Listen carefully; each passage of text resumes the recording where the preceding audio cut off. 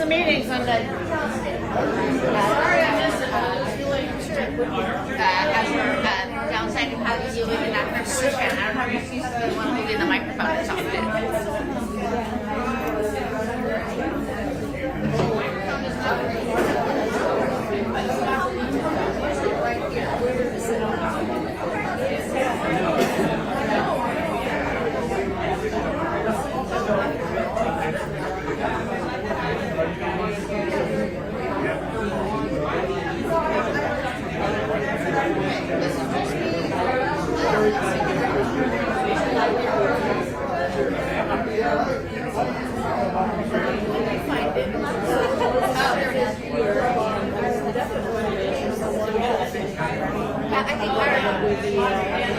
I feel like so I think the idea was we're gonna get Betty introduction time and then invite people to have beers and go around the room and then go about like 10 minutes to sit.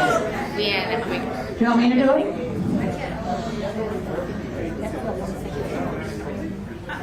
Okay. Hey, Cheryl needs this. Huh?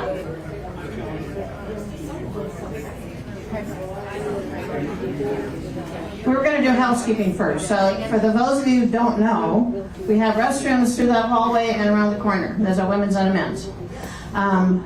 We have lots of snacks, mostly finger food because we didn't provide dinner, but there's lots of finger food snacks. We have non-alcoholic drinks over here, lots and lots. We have 3 people brought ice chests, so we have lots of drinks and lots of ice. So please help yourself, but I believe Debbie's going to do a quick Q&A. Anything else you want to say, Rose? Oh, by the way, I'm Cheryl. I'm the vice chair of one of the vice chair of the Democratic Central Committee, and this is Rose, who's our chair.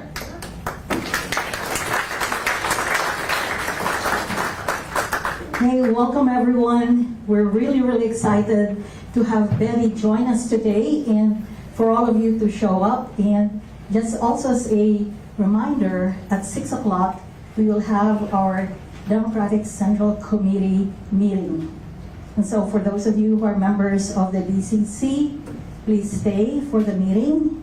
And for those of you who are not yet members, you can join the meeting. It's a public meeting, but we would love for all of you to join. And it's only $20 a year to be an associate member. So, I am the new chair of the Democratic Central Committee, and we are thrilled, as I mentioned, to welcome Betty. And Betty, I'm just going to do a short intro because we want to maximize the amount of time that we have with her. So she spent 40 years in public service, and she was the state controller of California. And so Betty has public service at heart, and she comes from an immigrant family. So, like me, I'm an immigrant. Betty's parents immigrated here, and I just learned that she learned to speak watching TV shows. So game shows like Jeopardy. So those do come in handy then, huh? They're not a total waste of time. You can learn English through game shows. So ladies and gentlemen, without much further ado, and before I forget, I also want to welcome of the California Democratic Party, Joanna Warrens is here with us.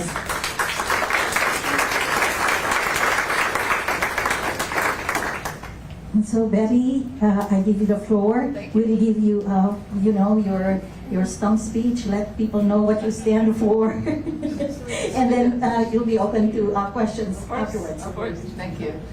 Thank you very much, Rose, and thank you, Cheryl. Good evening, everyone. Good evening, Democrats. I am so happy to be here, and I know people are incredulous that we would come up in the heat, but let me just say, democracy has to withstand heat too. So we're all here to fight for our democracy. I want to just give a couple of shout outs. My husband, Stephen Jacobs, many of you know, who's been with me on my side.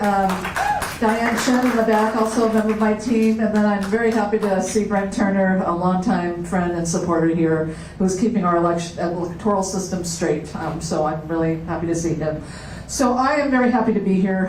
Let me just say thank you to all of you for just all of your support over the years. As your controller for 8 years, from 2015 to 2023, we really did some good work together. And very happy with the advancements of California with respect to climate, with respect to looking at how we can be sure that we are looking at every sector of our economy, hopefully being able to increase wages for those who are really at the most difficult jobs that are being done. And I want to just give a special shout out to SEIU 2015. I specifically asked them to be here because we're here in Shasta County. We know the demographics of this region. This population is aging here, and we have to be at the forefront of planning for how we are going to provide community options for hopefully people aging in place as they get older. And but I just wanted to just say a few words about why I'm running for governor, and I do want to open it up for questions. I've had a very robust week here in Shasta County and also in Siskiyou County. And the reason I come up to and go to different regions of the state when I'm a candidate is because I truly run grassroots campaigns. I actually think there's way too much money in politics. We are going to raise enough in terms of how to be viable, so that is going to continue. But there is nothing more important to me than really truly understanding and deeply understanding who and what I represent. And obviously during the pandemic, our travel as public officials was curtailed quite a bit, and now to come back into communities. And one thing that I always say to my fellow electeds in Sacramento, please, please visit parts of the state that you probably would not think to come to, because you will leave inspired. You will leave understanding that really a lot of innovation happens in our rural counties. And you will also leave understanding that when you don't understand the interdependence between our rural, suburban, and urban areas, we really are not uplifting the state in total. Because there is that interdependence. Obviously, we all come up here for the natural beauty, for the wonderful attributes of this region, but the attributes that people don't see are just how you all work together. The partnerships that I've been able to learn about this week as it relates to housing and homelessness, as it relates to how we provide health care, whole person health care to all of our community members. To look at how the reforms with respect to our juvenile offenders, there are some really innovative things that are happening here that I hope wish other parts of the state could come and learn. And so I always like to uplift these things that are really innovative here, but more importantly, as we look at how we're going to really fight for our democracy going forward, it is the idea that we are not going to leave any community behind. And when I come to North State, I always just think about how it is a little bit of an afterthought for so many elected officials, and so many of you have not had, this region has not had good representation for a very, very long time. But we're going to change that. We're going to get some Democrats elected, and we're going to look down the ballot, not just in terms of at the federal level, but really throughout the ballot. But the other critical thing about this time is this. We have seen since last November, didn't even have to wait until January 20th, but really this agenda that's been put into implementation with respect to how this administration is about division, it's about retribution, it's about all the things that you would think really should not be how we characterize a presidential administration. And this is not a surprise. We knew about this. We knew about Project 2025. And yet, I think the speed at which all this is coming at us, the fact that every community, no community is spared from some kind of impact, and the fact that California is now going to be facing some pretty severe federal cuts and actions really compels us to come together even more.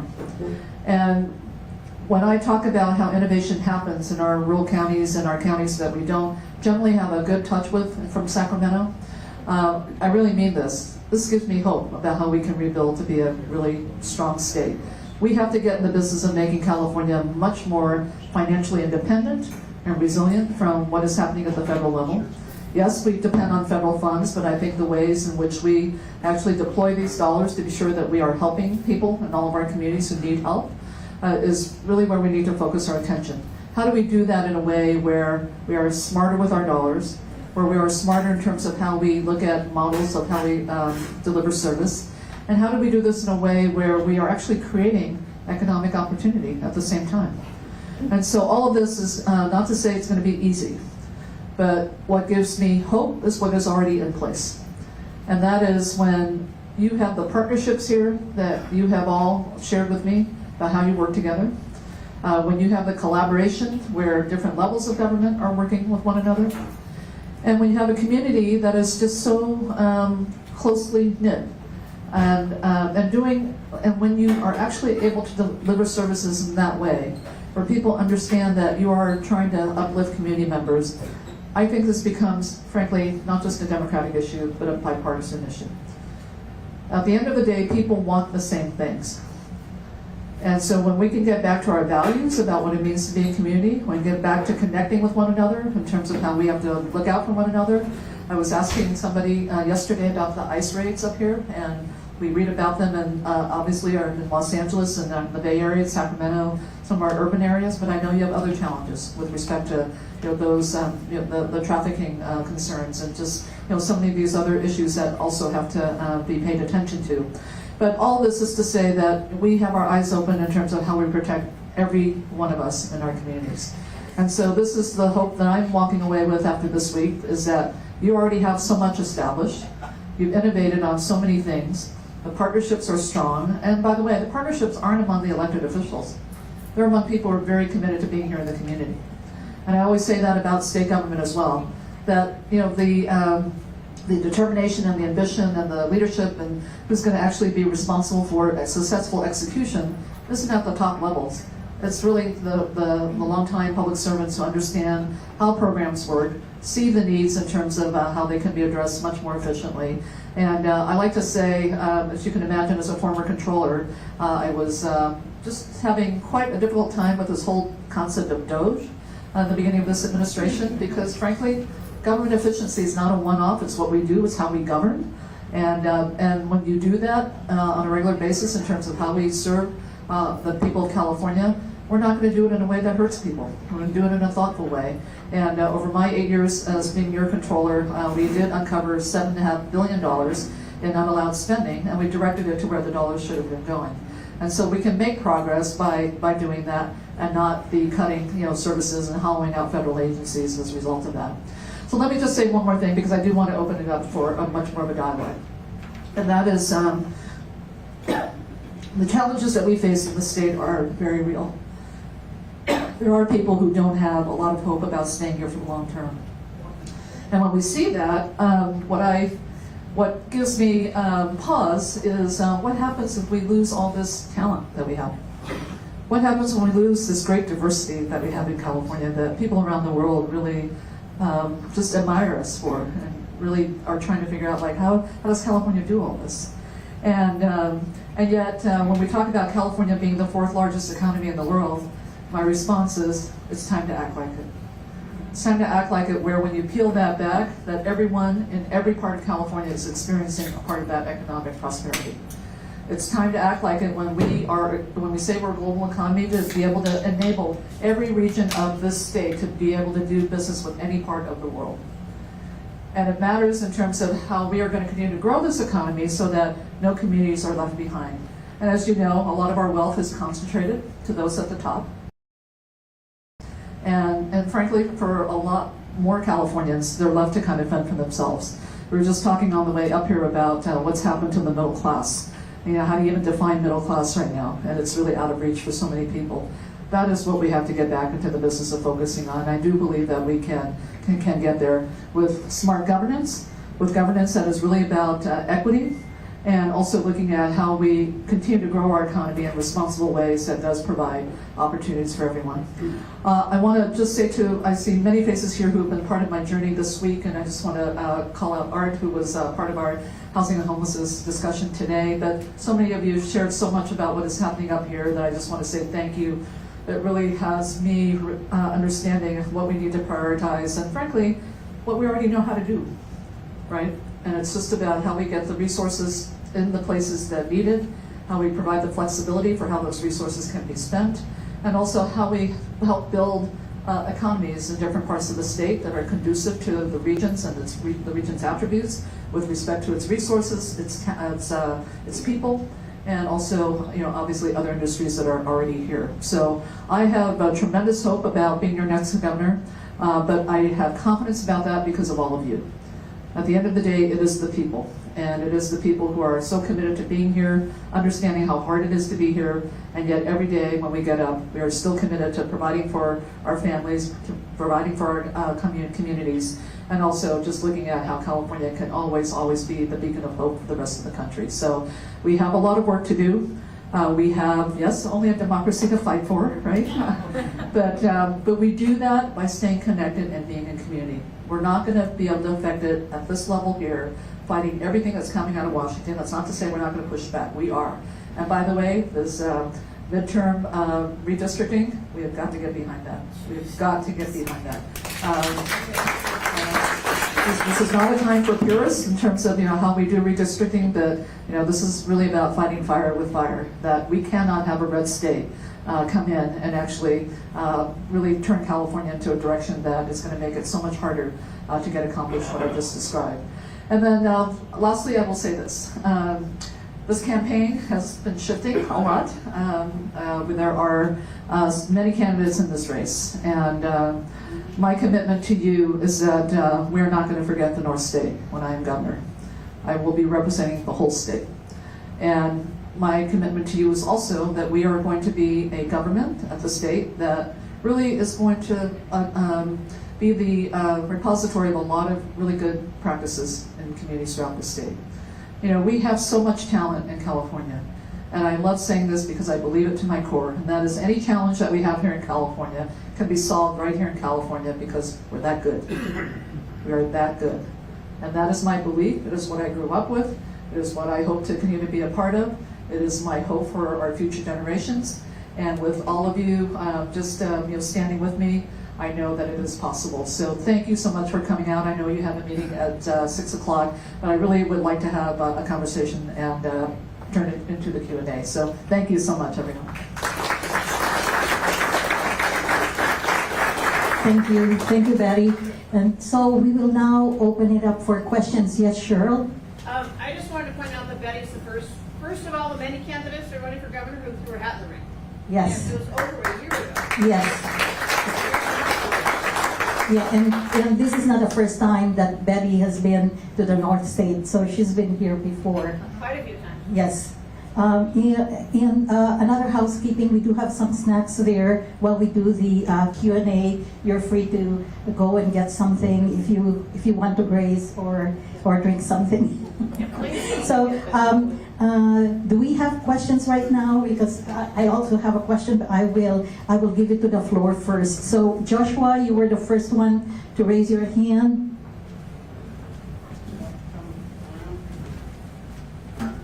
I'll be the mic runner. Hi, Betty. My name's Joshua. I'm a low-income autistic man on Medi-Cal, which is California's Medicaid program.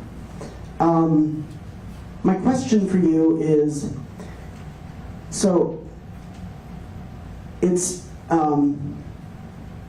true and right to point out what Trump and Doge are doing with the cuts. Recently, there was a cut at the state level to many disability-related services with the state budget, with the response to the deficit. My question is, would you be willing to support a wealth tax to pay off the deficit and bring us back into surplus? Good question.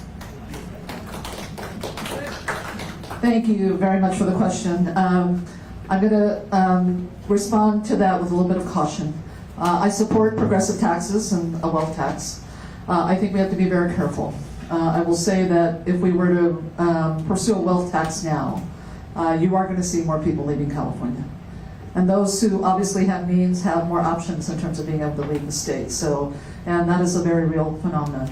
I've always been tracking what happens when CEOs and companies leave California, and up until the pandemic, it was a wash because more companies and more people were coming into California. So from a tax perspective, it was a wash. That is no longer the case.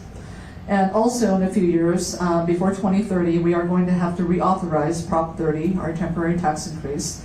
And so we have got to make the case that government is delivering. We are doing our job in terms of serving Californians so that we can make that a permanent tax. And perhaps as part of that, we can start looking at some aspect of a wealth tax. But it can't be a standalone, and it can't be something right away, because I can assure you that people will leave, and it will exacerbate our revenue situation even more. So we have to be cautious about how we do it, but as a concept, yes, we should be having a progressive tax system, and a wealth tax is something we should look at. Some of the proposals I will and part of the caution is this. Look, I'm a tax wonk, so I can tell you this. Some of the proposals around how we do that are problematic from a constitutional perspective. There were proposals about looking at taxing unrealized gains, and where we're trying to get to the billionaires who are here in the state. You actually have to kind of what we call pierce the corporate veil to get to that, and that actually creates all kinds of constitutional issues. So I think there are ways to draft it where we can get at what we want to do, but I also want to caution that the taxes that we have in place now, we have to be sure that we're going to re-up those on a permanent basis. Okay. Thank you, Betty. Next question.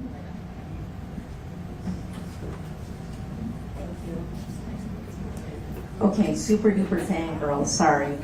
As a controller, what was the dynamic as far as working across the aisle, as we say, and how do you perceive that playing out as governor in California? So the dynamic in terms of working across the aisle as controller, actually I had pretty good success doing that. And the reason being that accountability should be something that people really uphold no matter what party you are. And a big part of this campaign will be about accountability. I will tell you that, and I'm sorry, and Joshua, as you made the statement about the cuts to disability services in the budget, all this really has to do with having accountability and oversight by the legislature. That is their main job. Yes, it is to pass bills and to author bills to respond to different needs, but ultimately, through the budget process, their main issue and responsibility is oversight. And sometimes these cuts happen, and I've seen this time and time again, where they'll make cuts, but it's really not just that cut because there are unintended consequences in terms of other things that happen. And it's like a water balloon. You make a cut here, and then the consequences continue to squeeze out through the system. And so what I would say around that is, as governor, I do want to just reinstill this culture of accountability, that we should be inviting strict accountability over our financial resources. Because when you do, then you're able to talk about what are our priorities. But when you're just kind of continuing to, what we did during the pandemic, kind of throw money at whatever problem came up, and not really take the time to pull back and to say, what do we get for that? What do we get for the $24 billion that we spend on homelessness programs? What do we learn from that? And this is what people are outraged about. I'm outraged about it because certainly during the pandemic, we had budget surpluses. That would have been a great time to be looking at how we could just be able to lift up some of our most vulnerable communities. It would have been a great time to build up our public health infrastructure so that we could be prepared for some of the medical pay cuts. Be a great time to shore up our primary care clinics so that we could be prepared for anything like this. Nobody expected Trump to get into office to be doing this, but we should always be in the position of building our resilience, and also accountability is always in fashion. And the reason I'm running for governor is this. You have to set that tone from the top, with the legislature and certainly with the executive branch. You can't do it any other way. And so if the governor is not going to be really holding a high standard with respect to accountability, then you're going to see just more of these spending decisions that don't look at what are we getting for our money, and that oversight function that really is the key responsibility of the legislature. Thank you. The next question. Hi, my name is Rhonda Dillon, and I am an IHSS worker here in Shasta County. I also have a son who is an adult who is severely autistic with an intellectual disability. I'm quite sure you're aware of the SB 283 that is currently, okay, so that is going to help people like me, and not just me, but people like my son as well. And so I've got a several-part question here for you. Number one, I'd like to hear what you think about that, and on top of that as well, I don't know if anybody has let you know the struggles that we're having right here in Shasta County alone, just trying to get IHSS providers to have even a fair wage, let alone a livable wage. Here in this community. And I know that you've talked about our aging community, but we're also seeing some of the cuts and the things that are happening are also impacting our disabled community. And when we have workers that can't make a livable wage and be able to support their families, people like me who need care providers for my son or for a family member, they're not able to keep those. And so I need to know where you kind of stand and how you intend to help build on that. Thank you for the question.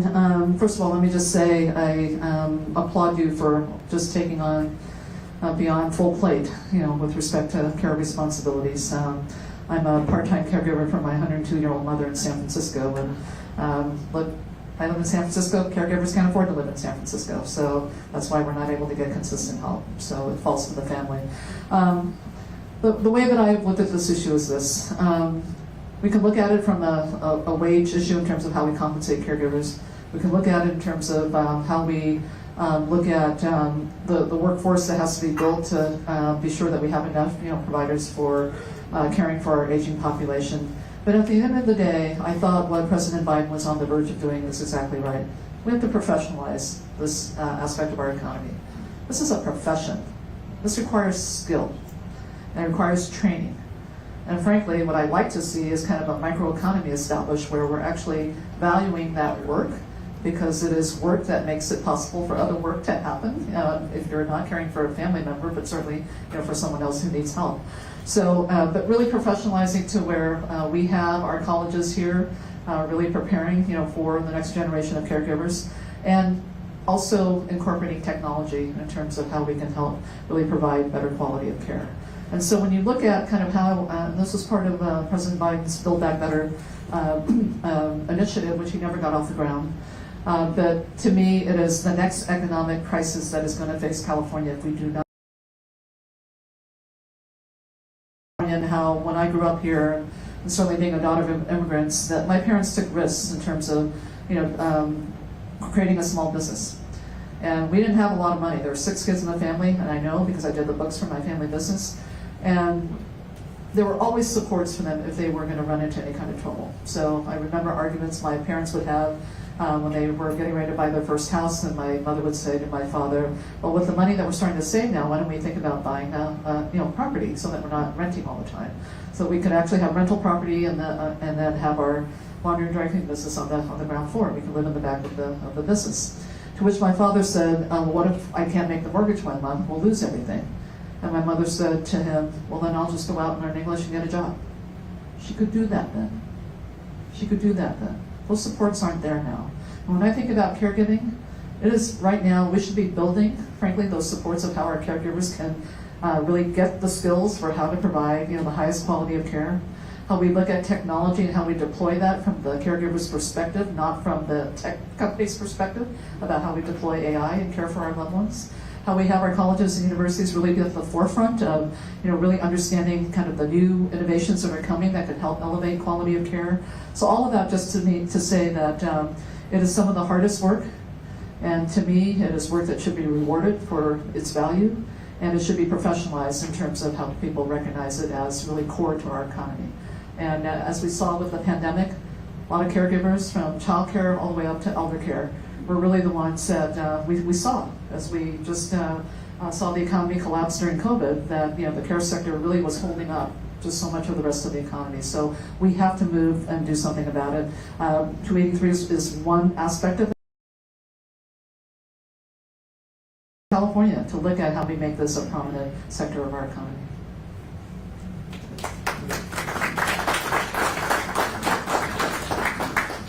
Okay, I've got a couple of questions here for you. Okay. Okay, you talk about taxes. Let's use our taxes for what the heck they're supposed to be used for. Okay, one of the things is our schools. Common Core is not working. That's it. I don't care if you're school teachers or what, I'm going to step on you. Because on my job, I've had people come on the job that can't even read a tape measure. They can't read, they can't write, they can't figure out the concrete. So we need to improve our schools. We need to bring back the wood shops, the machine shops, and all of that sort of thing. And then another thing, talk about taxes. What are you going to do about the road tax? I think Mr. Newsom has sidetracked that stuff. The money. I mean, it's like riding on a jackrabbit racetrack. The damn things are just full of potholes. And another thing, are you going to stop the stealing? It's these young people, they can come into your place and they can steal what they want as long as they don't take over $950. They've got between $18,000 and $20,000 worth of my stuff. And I've called the cops. They say, well, we're kind of busy. And that's the tone of voice they tell me. And they came in, and I mean, they broke my doors down, and I'm tying the new doors to put back in. And I says, I'm going to stop them. And they tell me, no, you don't stop them, because I'm a veteran. And they know I will use my military training to stop them. And they say, that's too, you're going to be too brutal. I'm going to stop them the way I was trained. So how are you going to stop the stealing? It's like $950. Are you going to, I mean, just to break into somebody's place, it used to be a felony.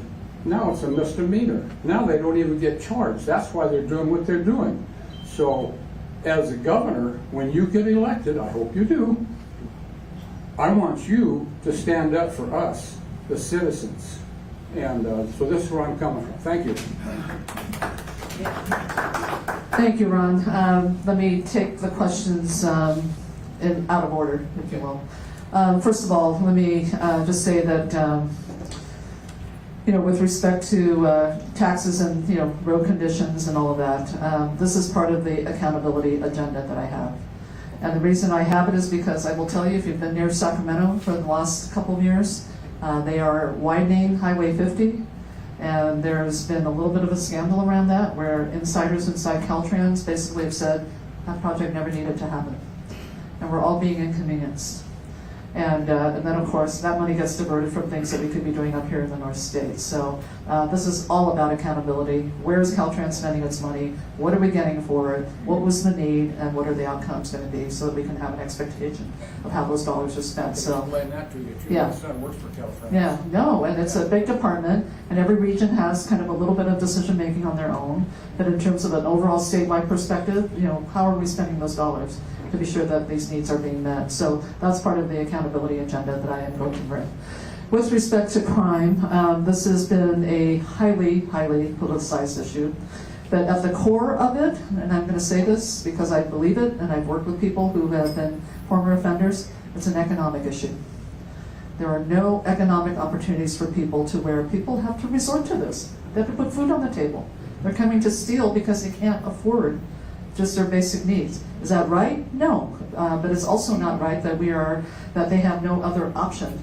And then what the state has been doing in terms of just the prison overcrowding and the early releases, I mean, that's the direction that where the state is going now. Governor Newsom, and I do have some criticism about this, he's closed several prisons, but without community input in terms of where those jobs are going to, where the displaced jobs are going to be picked up. And so I think you need a community process around that.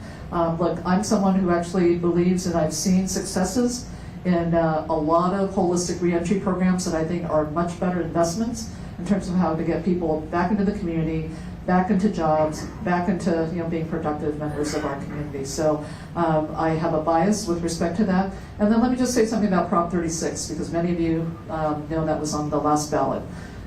This was a law enforcement response to what is happening based on your experience, and I think it was a serious response, and they felt like that was what needed to be done. The problem is that they wanted to have a drug treatment as just felony mandated drug treatment. And this is the issue we encounter all the time, where we have great policies, maybe you agree with it, maybe you don't, the voters have approved it, but the fact of the matter is we do not have drug treatment capacity anywhere in California, including right here. And so how do you implement something where we haven't even built what needs to happen to serve, those that the courts are deciding, need to go into drug treatment. So as governor, I would fund Prop 36 appropriately in terms of how do we build that capacity. It is the law. And until the voters, change it again, we have a responsibility to make sure that our offenders aren't going to be able to be diverted to drug treatment. So, but always, the accountability aspect. Where we spend our money, what are we getting for it? Are we getting the outcomes? Are we seeing a decrease in crime? And if not, what is going on? And we have to get to the bottom of the problem. You need to get rid of the drugs off the street, drive around our city. Next question, please. Go ahead. Did you raise your hand, Madeline? Okay. Yes, over there in the back.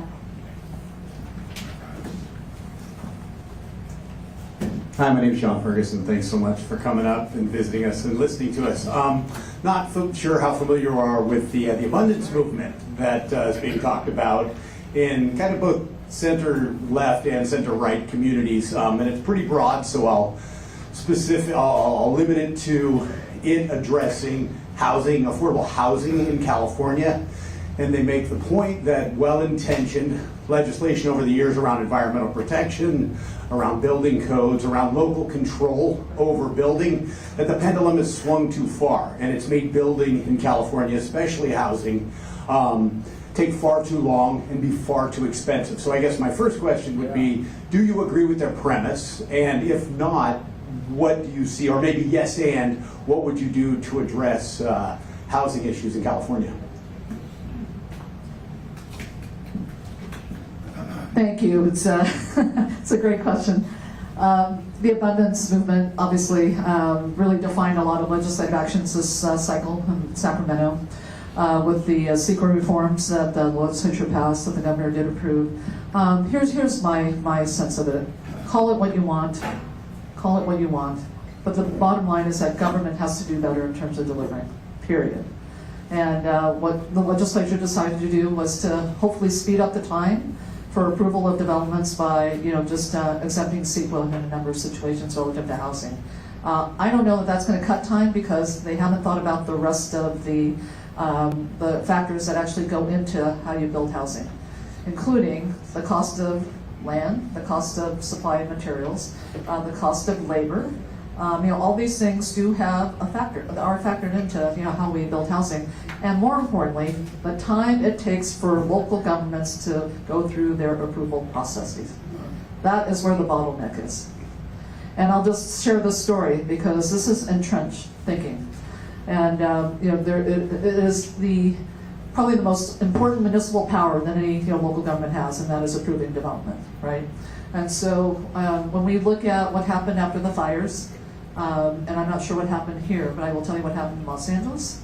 And that is, we had many, many tech companies, and frankly, many of them who were affected directly by the fires, executives of tech companies, wanting to come into the city of Los Angeles to help expedite their permit process. And so they met with a member of the city council who heads up the land use committee of the budget committee. And they want to provide the service, these tech companies, free of charge. Let us meet with your building department, with your permitting folks, and let us tell you what technology we can actually help bring in to help facilitate expedited approval of projects. And a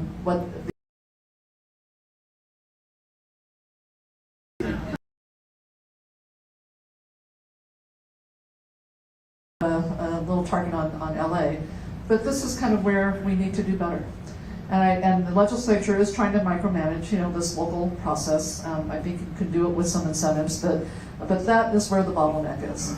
And then also, when you talk about abundance, I don't know, I think where the rubber is really going to meet the road, and that is, when we talk about abundance,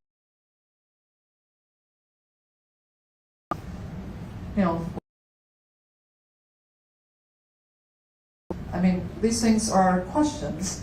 And yes, we need to elevate our ambition, but at what cost? At what cost? And let's be real about what the real barriers are in terms of what is holding up, the construction of housing.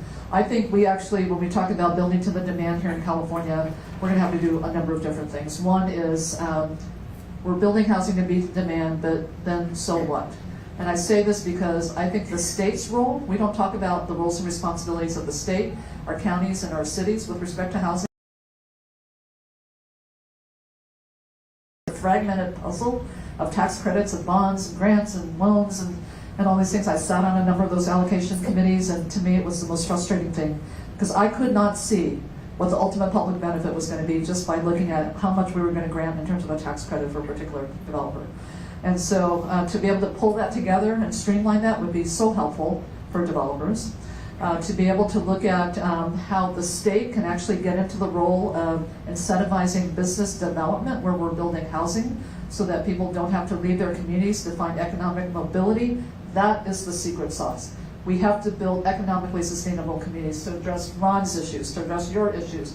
That's what we have to build. And frankly, we can do it here. You all can do it here because you're all working together on that already. I mean, you're working on some kind of the symptoms of the things that are manifesting themselves because we don't have those opportunities, right? And so to me, that is such an important piece of it because you can build as much housing to meet the demand, but if you're not looking at economic opportunity, that then will compel us to think about how do we enhance our transportation systems, to look at how we're going to get the talent here so that we're working with our education system, how we get the trades to be much more robust here as a part of our economy. I mean, it's all interrelated. And frankly, with what the federal government is doing, we have to grow the economy here in California. We are not going to be able to withstand, just cut after cut after cut from the federal government. We've got to grow this economy. We've got to be able to generate revenue within all areas of California. And by the way, the last thing I'll say about housing is that I do want to bring back redevelopment. This was a source of capital for a number of housing projects that Jerry Brown dissolved, and he used redevelopment to build up all this great affordable housing in Oakland and then didn't allow it for any other place after when he became governor. But this is important from the perspective that we can build in places that we can't even imagine. Whether it's surplus public land, whether we're trying to eliminate blight, whether we're trying to just do reuse of property or do adaptive reuse, you can have multiple uses on a property. It just allows us more flexibility in terms of what we can build. So those are the things that I'm going to be looking at. And frankly, for communities like this, I think you all know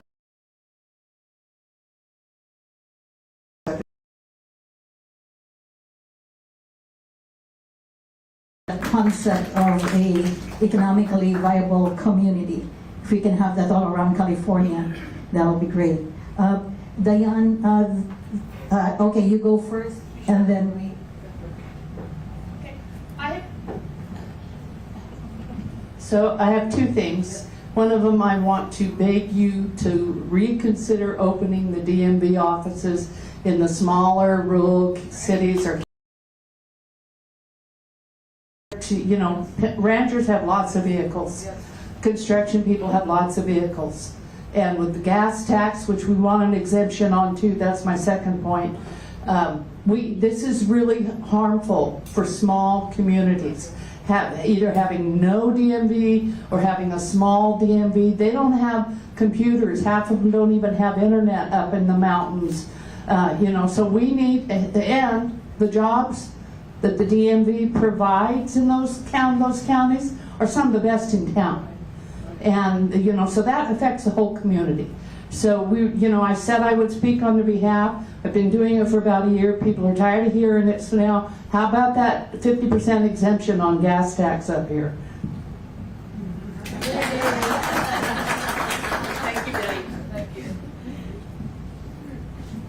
Thank you. On the question of the DMV offices, not just DMV, but just other kind of states, just services generally, right? I mean, we need to priority services that people need here. You should not be driving more than an hour, or even that's even too much. But just understanding there are unique needs in different parts of the state. So definitely that one, you have my support. Gas tax exemption is tricky, and I'll tell you why. We're looking at a gas tax exemption in the midst of, yes, California, even what's happening at the federal level, still looking at how we're going to do a major energy transition to renewable energy. And right now, I think what is difficult about this conversation is that we're not getting a lot of support from the federal government, obviously, but that there are still many Californians, and frankly a big part of our legislature, that wants to continue to be, kind of the lead relative to climate change. I do want to make the case, though, that there should be some consideration, particularly for areas like this, where there is a really disproportionate burden placed on you as a result of the gas tax, and how we can still look at doing the transition, but really understanding that the hits are heavier in some parts of the state. So I think, and this is the one thing that I always know this, and it's could be gas tax, it could be wages, it could be just anything. I mean the impacts are felt differently throughout the state. On the other hand, I'm also a believer that we can't be like setting a new floor for things either. And so I think there are ways to kind of look at it where we can provide some special consideration of just the unique challenges that we have in different parts of the state. So definitely worthy of looking at, but just know that it's against a larger debate about where we're going with respect to our energy future. I'm going to keep That's okay. No, I didn't say no. I didn't say no. But I'm very cognizant of the impacts here. Yeah. Of course. Okay, two more questions. Brent, then Ruth. Hi, Betty. Hi there. Thanks for being the moral compass for the party for so many years. We appreciate you, and of course we appreciate the fact you got into the race early, and now we see other people that are falling off, which is great. So congratulations. Because of my new role as the assistant registrar, I can't be partisan, I guess, but I'm here and just wanted to say welcome. Oh, thank you, Brent. Hi, Betty. What I'd like to address is the deficit. Now, all of a sudden, a couple years ago, we're $78 billion in debt, and now we're working on a budget, and we're allegedly now only $16 billion in debt. I don't know how we made up $60 billion, but maybe you do. I realize accountability is the word you're using, but if I'm correct, you and John Chang helped write our finances under Schwarzenegger going into Brown, correct? Yeah. And if you did, I'd like to know how you plan to assist as governor in correcting our trajectory into allegedly in 2 years.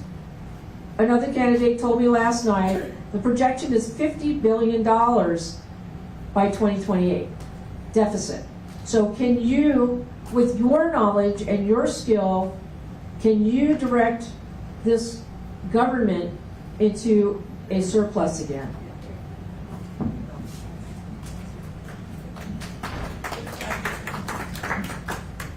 Thank you for that question. It is going to be the work of the next governor. Let me talk about a couple things that are influencing our revenue situation. First of all, we have, as you know, a tax system that's very progressive from an income tax perspective, but we also know it's very volatile. And so as the stock market swings, so do our revenues, particularly from our high income earners who rely on stock market related income. And so that's always been the case. You know, when it does well, we have just major surpluses, and when we don't do well, we have a significant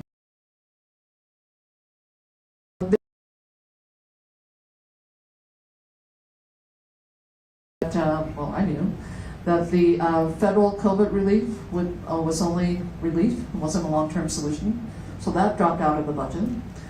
We know that different sectors of the economy are constrained right now. There are a lot of tech layoffs happening up in Northern California. And frankly, other aspects of our economy that are really feeling the pinch, whether it's tariffs or anything else. Companies are probably not hiring right now, and they're not growing. And so that will have an economic impact with respect to revenues. And then, of course, I believe it will be on my watch as your next governor to look at the impact to our economy of AI and what that is going to do in terms of displacing and replacing jobs. And also looking at how we need to establish and really start to have a conversation about establishing a basic income program. This is real. This is real. And the fact that we are courting AI companies, thinking that they are going to really enrich our coffers rather than looking at it with respect to the impacts that it will have. And that's not to say there aren't good beneficial uses of AI. There are. There are. And in my mind, it's an issue of control. Who gets to say how we deploy AI for good? And I think for any sector of the economy, it should be the people who are actually the workers who understand where AI could be deployed in a way that gives us benefits, whether it's helping with enhancing quality of care, or whether it's looking at how we do our job better as government workers so that people don't have to go through just a major arduous process when they're going to have to reauthorize for Medi-Cal every 3 months. I mean, these are the things that actually could be helpful. But we have these swings because of this, the nature of our tax system. We also have these swings because I believe we have not had the accountability that we needed. We had major surpluses during the pandemic because all of the stay-at-home stocks were are businesses that are headquartered right here in California. So we did well during the pandemic, but we didn't spend our money well. And by that I mean there are so many, this region of the state could be in much better shape had we made investments during the pandemic. And so many other regions as well. And so I think the spending decisions really need to be scrutinized much more in terms of their lasting sustainable impacts and hopefully long-term positive effects. We have to grow this economy in a way where we are looking at how we are solving things like our aging population, like climate change, like all these things that we've been talking about at the same time. There's a term, and many of you know it if you've been in business, and that is, there's a term that I like to use as it relates to how government does its work, and that is triple bottom line. Every decision we make should really have a triple bottom line effect, where we know that it is going to help us economically so that we are able to generate revenue, that it has social benefits so that it actually helps us to improve strong communities and to look at more social cohesion, and also it has to have good environmental impacts. We can't afford to look at these issues linearly anymore, but that triple bottom line is the way we have to do it. And I believe we can do it and also grow this economy. Don't let anybody tell you that we have to pick and choose what we got to do. Because we have the talent and we have the know-how, and frankly, we have to do this if we're going to continue to be a strong economy and society. So, and this is every part of the message of my campaign. It is about both and, not either or. And we're going to work on that together. Thank you, Betty. Okay, so one more question, and then if I also have a question. So after you. So we have suffered so many losses over the past 7 months. Every day, something else is gone. Yesterday was the Smithsonian. And I wonder if you could give us your opinion about whether the National Democratic Committee has the talent and the power to bring us forward and be successful in the midterm elections. I can only speak from the party perspective, not the elected leadership perspective. I do believe the DNC has the power to really help us turn the midterms, and they're already starting on that. What they've been doing is getting involved in a lot of special elections, particularly in our battleground states, so that we're closing those margins, even more with every election, and turning out Democrats, and particularly young voters as well. Many of you saw the New York mayor's race outcome, leading into November, and people are now thinking, well, that's kind of the way that we win elections. It was a way to win an election. I don't think we can ever take for granted just the most direct voter engagement that we need to make. And yes, our Mr. Mamdani did that in his own way, in a very organic way that was very attractive to New York voters. We have to be doing that as well.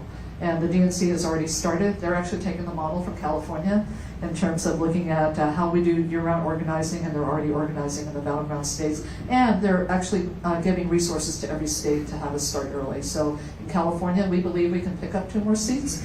And then, of course, with the mid-decade redistricting, there might be like 5 seats that we can pick up. So stay tuned, right? But at the end of the day, the formula is not that hard. It's about reaching every voter where they are. That is a mantra that we have as a party, meet voters where they are. But we really have to put the resources behind that to do that consistently and not wait until months before an election, but to start now. And as I say to all of you as Democrats, and particularly those of you who are part of the Shasta County Democratic Party, this work is much more than just about being a delegate and representing, obviously, the Democrats in your region. It is also about how we are going to counter all of the right-wing echo chambers with the disinformation, misinformation, and really engage people with respect to understanding what they are experiencing every single day, making sure we're staying connected, we're sharing facts, we're taking care of our immigrant neighbors, that we are standing up, again, not an either or, but we need to stand up for all of our people in our communities and not have anybody be dehumanized to the point of where we shouldn't be waking up to say who's next. So this is the work we have to do. It has started. Ken Martin, the DNC chair, was just in San Francisco today to just roll out his game plan, which he's been announcing for the last several weeks. And the monetary investment that he is making, that he's raising money to invest in every single state to do this, is phenomenal. It's the first time that's ever happened. So I'm hopeful that that will happen, but for us, it is about how we continue to get out there every single day, just to beat back what is coming out of Washington. This can't be normalized, even if it's just about showing up and just saying, no to Trump, to remind people that, again, something else has happened today. So I feel good about that. I do want to say something about the Democratic elected leadership, however. That part I will say I'm personally disappointed in. There are things that we can do, even if we're in the minority, to show that we're fighting. And really the role of the party is to elevate the message of the Democratic elected leadership. We work so hard to get them elected. When they're in office, we elevate kind of their agenda and what they are intent to do. And really in the early days of this administration, there was nothing coming out of our elected leaders. And so we were getting a lot of criticism about, who are we as a party? We didn't understand what happened. Actually, a lot of us understood what happened. We totally understood it. We were knocking doors in the Central Valley. I can tell you exactly what happened. People told us to our face, right? And people tell you to your face every single day up here. So, and even not so much as not to even attempt introducing legislation to counter some of the things that are coming from Trump. I'll give you an example. I talked to a couple of congressional members about introducing a bill that would restore independent audit authority of Medicaid programs to the states, which means that the single agency that receives the Medicaid funding here in California, Medi-Cal, those federal funds go to the Department of Health Care Services. They have to also be the auditor of how those funds are spent. They are not an auditing agency. And frankly, it's a conflict from an accounting practice standpoint. So I, as controller, had no authority to audit Medi-Cal. I can tell you, my former boss, Governor Gray Davis, when he was controller, would audit Medi-Cal and always find hundreds of millions of dollars of fraud. Not from people who were served by Medi-Cal, but from providers who pretended to be providing services and got paid. Hundreds of millions of dollars. And you can only imagine, since we haven't had the independent audit authority, how much fraud there is in that program. And that's a good government bill, but nobody wanted to introduce it. So there's money there. There's also money with respect to drug rebates. There's this whole labyrinthian course about where those drug rebates go. It does not go to the consumers. You have pharmacy benefit managers that get a piece of it. You have just every person along the continuum of who touches prescription drugs that gets a piece of that. But the consumers ultimately do not benefit from that. And so you start to look at ways that you can, I always start with what's in front of us where we can actually go after what has not been coming to us rightfully, and then build on that. But those are good government issues that really we should be just pursuing right now, and hope to get bipartisan support for them. Thank you, Betty. I just want to check with you and the rest of the Democratic Central Committee because it is 6 o'clock. Yeah. Do you have time for one more question, or do you have a hard stop at 6? I have time for one more question, then I'll make some comments. Oh, okay. Thank you, Betty. I appreciate you coming to visit this area. We wish you the best. So, as our governor, how would you support a serious immigration bill that will help protect families in California that have been living here for many years, who own homes, who own business, who have deep, deep roots here in California? So that's one question. The other question is, how will you get ready to assist the mental health crisis of those children who have been left behind with a lot of resentment towards our government as parents are being taken without the due process? And also, currently many families are reaching out to our Dems representatives seeking help to only get a slap to our faces, shutting their doors. There's nothing they can do. Not even a single letter for United States citizens. Thank you.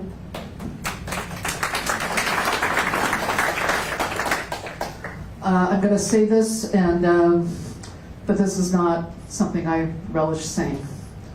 Immigration policy is a federal matter, but there are things that we can do here in California. You talked about the trauma, particularly of our young people. We can do something about that, and we should be really looking at how we set up, just really accessible, culturally appropriate services, for our young people. This is going to be held deeply and could be passed on for generations if we don't address it right now. So you have a commitment from me that we are going to address that. And frankly, if we don't address just kind of trauma generally, because there's just been so much that has been hitting each of our communities, I'm not sure how well the best intentioned policies actually will work when people are just trying to get through, that aspect of their health. Secondly, there are ways that we can protect our immigrants here in California. Look, I was with Governor Davis when he signed the driver's license bill. And we can do that to a certain extent, but it really is a matter of federal policy. But for us, as a point of recognition of the people who are here, who are part of our economy, who pay taxes, and our ability to recognize particularly those who are undocumented under federal law, there are things that we can do to certainly further legitimize their belonging here in California. And I am very happy to be a part of that movement to do that. My biggest fear, however, is that when we do that, I never want to be the one putting a target on anybody for the federal government to come after. And the fear is real, you know that. You know that. We have felt that in every community for our immigrant neighbors. And I shudder to think what's going to happen when school fully opens up again, relative to our young ones. But here in California, I have said this over and over again, our immigrant population, regardless of legal status, is a vital part of our state.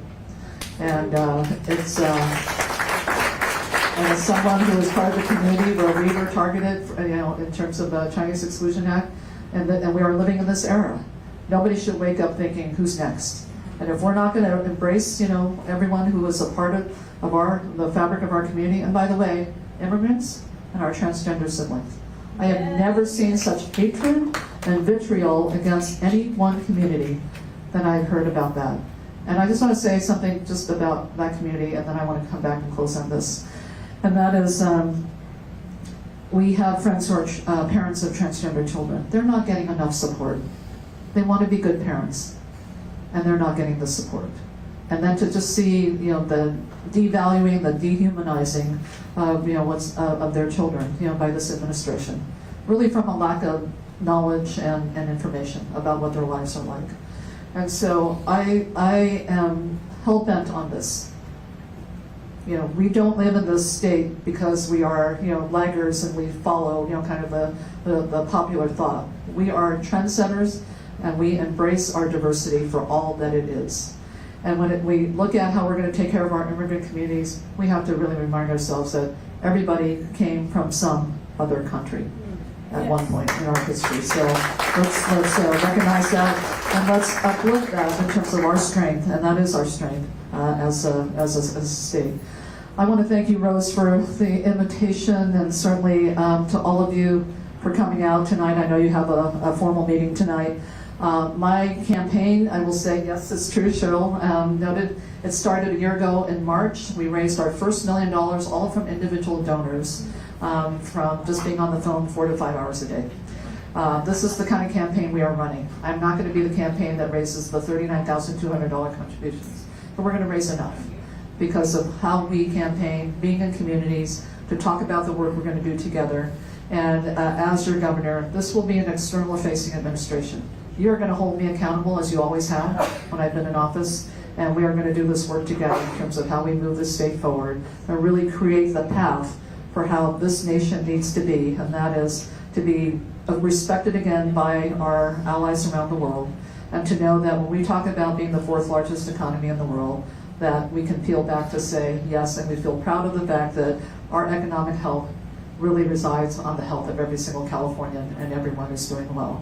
Thank you so much for coming out tonight. I look forward to this support. Thank you so much, Betty. Can you give another round of applause for Betty, please?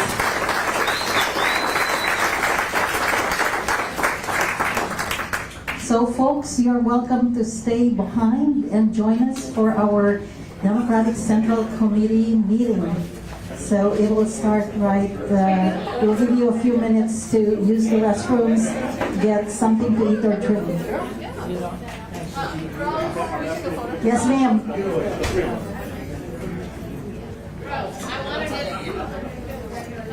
No, I want you in it. Please.